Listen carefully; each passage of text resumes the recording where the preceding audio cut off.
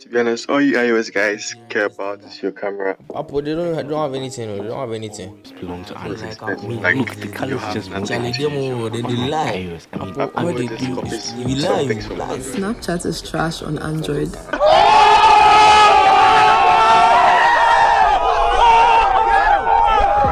So Apple has released their new software update, iOS 14, and without over-analyzing stuff, it's very clear and obvious that they've copied some stuff from their brothers, Android. And that's okay. And someone may ask why, and to be able to answer the question, we need to go through a journey in time and see the various copying these two companies have copied from each other. I'm Michelle Manuel, and welcome to Take Haven.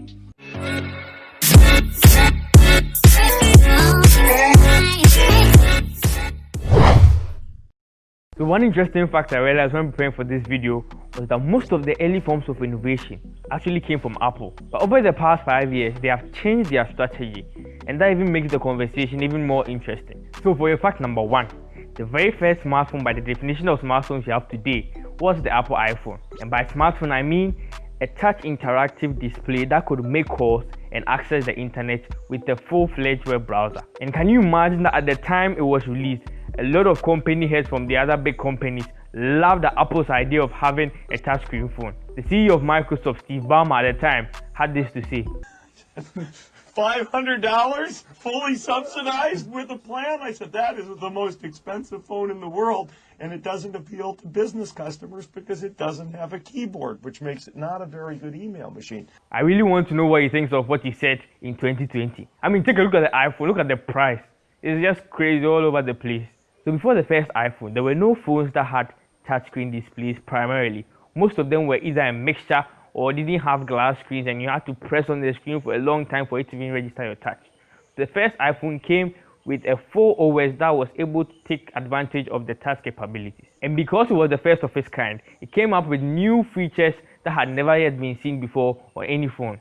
One of such was the scrolling. Now scrolling has become natural in every smartphone usage every day. We always scroll in our phones, and the act of scrolling, you realize that it uses inertia in the sense that when you scroll hard, it goes fast, and when you scroll slow, it goes slowly.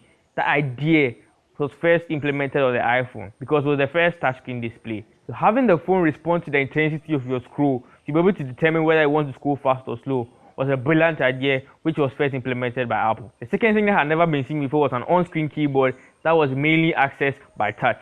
Now before the first iPhone, most of the phones were actually physical keyboards. If you can remember, the Nokia C3s and the C2s and the C1s. And as Steve Ballmer said in the interview, he loved the idea of having a touchscreen keyboard. But now look, the last phone that had a touchscreen keyboard died 2 years ago. I don't even know why they were keeping it. The act of pinching to zoom was actually also implemented by Apple first. Now pinching to zoom has become second nature with all our smartphones today. When we want to get closer to the things in our phone, we use our 2 fingers to zoom in and see what's inside. That was first implemented.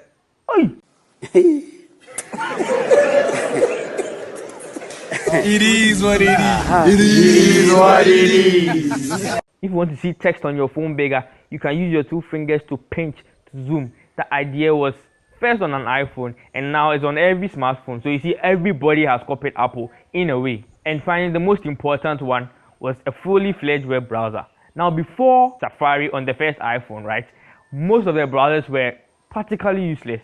They were, once you move from a desktop browser to a phone browser, you know you are so much limited, and social media as it is today wouldn't have been accessible without the first iPhone. Safari made the experience of using a smartphone's browser more enjoyable. So after the first wave of innovation was over, Apple stopped bringing out new things into their smartphones, and that's when Android started pushing all the new features we see in smartphones today.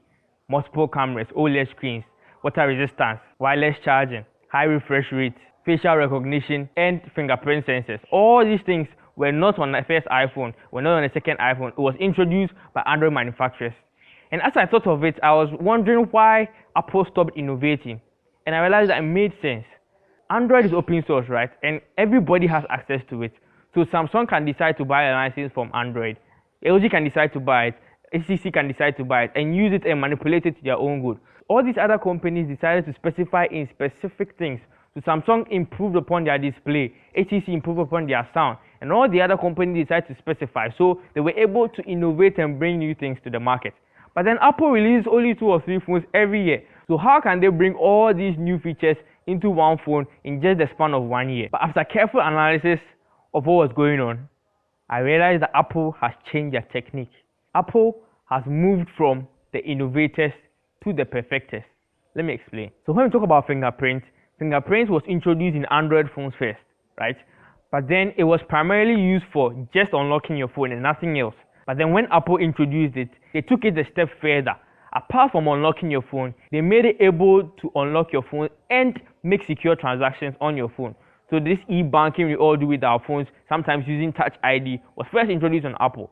And Apple thought of it and perfected the fingerprint sensor. So Android started it, but Apple pushed the boundaries to what the fingerprint sensor can do. Portrait mode has become very popular in today's youth, and every time you go to school and something, when you're taking pictures, you be like, hey, you have portrait mode, Charlie Chan portrait back when, you know, that kind of thing. And the name portrait mode actually came from Apple itself. Before Apple implemented it in the 7 Plus, there were other phones that had it. HTC had the whole dedicated camera that was used for taking portraits. But then when Apple introduced it, the name alone has caught on. And Apple's implementation of this portrait mode has been unrivaled since it was released. Up till now, I don't think there's any phone from all my tests that beats Apple in terms of portrait mode. Their portrait pictures are excellent. Now let's talk about multiple cameras. Now there were so many Android phones that actually had multiple cameras before Apple even introduced the second camera in the iPhone 7 Plus. But then when Apple added 3 cameras, the trifecta of cameras, right? They perfected each of the cameras. What I mean by that is every other phone could shoot videos on some of the cameras, could have high quality videos on just some of the cameras. But then when Apple introduced it in the iPhone 11 Pro, these 3 cameras could shoot 4K 60 frames per second on all of the cameras, which was never before seen on any smartphone. Most of the phones will leave the ultra wide camera out of the perfection of the other cameras. They realized that maybe the main camera and the telephoto camera has 4K 60, but the ultra wide doesn't. But when Apple introduced it, they made sure all their cameras, including the selfie camera, had 4K at 60 frames per second, and it was consistent throughout. You could change the lens and you still feel like it's the same camera. However, on some of the other Android phones, most of them actually, when you change the camera, it feels like using a whole different phone to take a video. Now what's actually funny is that when Apple decides to make a terrible choice by removing an important feature or adding something that is unimportant, all the other companies, Android companies, decide to copy. And I don't understand. For instance, the headphone jack. Apple took a bold move by removing the headphone jack from the iPhone 7 Plus. And I was wondering, how can you have a phone without a headphone jack? And a lot of Android phones actually laughed at Apple for removing that feature. Samsung had full commercials laughing at that feature. And it was on YouTube, it was everywhere. But as of 2020, there is no Samsung flagship that has a headphone jack.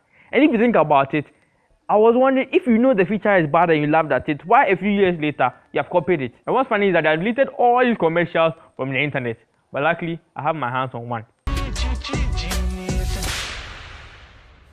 Can I still use these headphones with the 10? Yeah, but you'll need an adapter, or as most people like to call it, a dongle. A what? A dongle. A dongle? Yeah, a dongle. It comes in the box. But what if I just need to charge at the same time? Then you're gonna need another type of dongle. Like a double dongle? Yeah, like a double dongle, I guess. That sounds explicit. Another thing that Android manufacturers copied was the notch. When Apple released the notch in the iPhone 10, having the indentation in the screen disrupting the full experience of a full immersive display. All the rest of the Android companies also copied, most of them actually. LG, OnePlus, and even Samsung in their mid-range copied the notch. The notch. The notch, right. Doesn't the notch cover up some of the screen if you watch a movie? Not in the default view. Yeah. But what if you want to fill the screen? Oh, you just... voila. There you go. It does still cover up some of the movie. Yeah. No, not a lot, though. Yeah, a little bit, though. Significant enough portion. I mean, it takes time. You get used to it.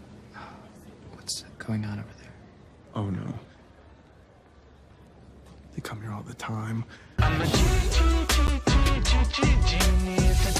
But when Apple released it, they were heavily criticized for adding such a feature into their smartphone. But look, almost all the Android manufacturers today are using a notch of a kind. And one funny thing that's actually coming up now is that the new iPhone to come in 2020 this year is rumored to not have a charger.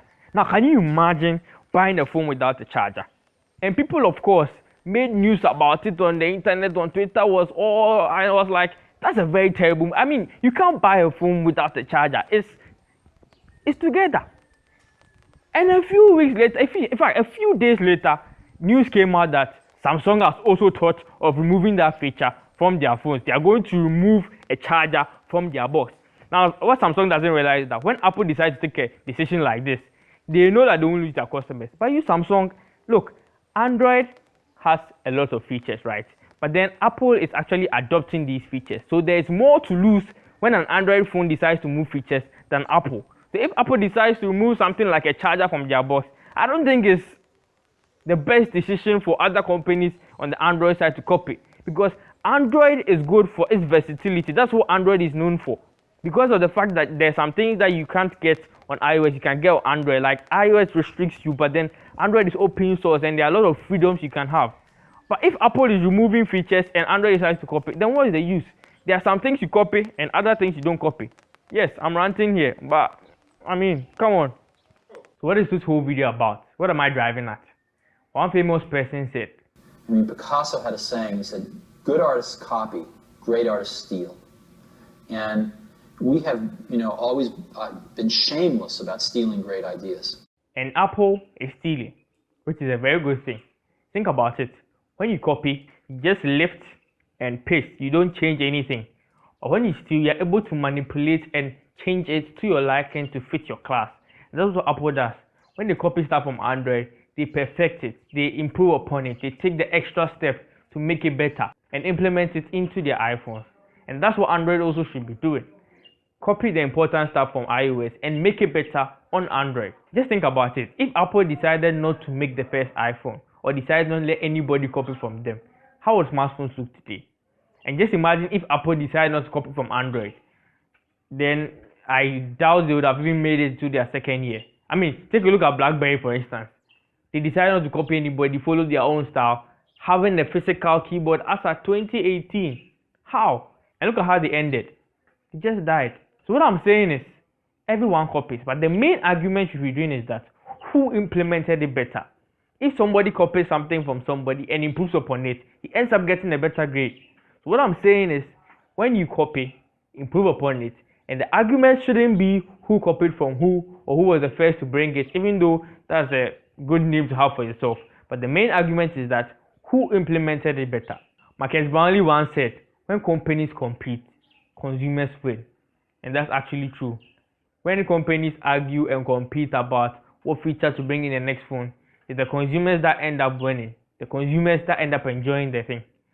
Of course, they chop our money too, but yeah, we all enjoy. So change the topic of your argument and argue about who made it better. If you enjoyed this video, make sure you hit the like button and subscribe and share with all your friends on all your platforms. And until next time, I'll see you. Bye bye.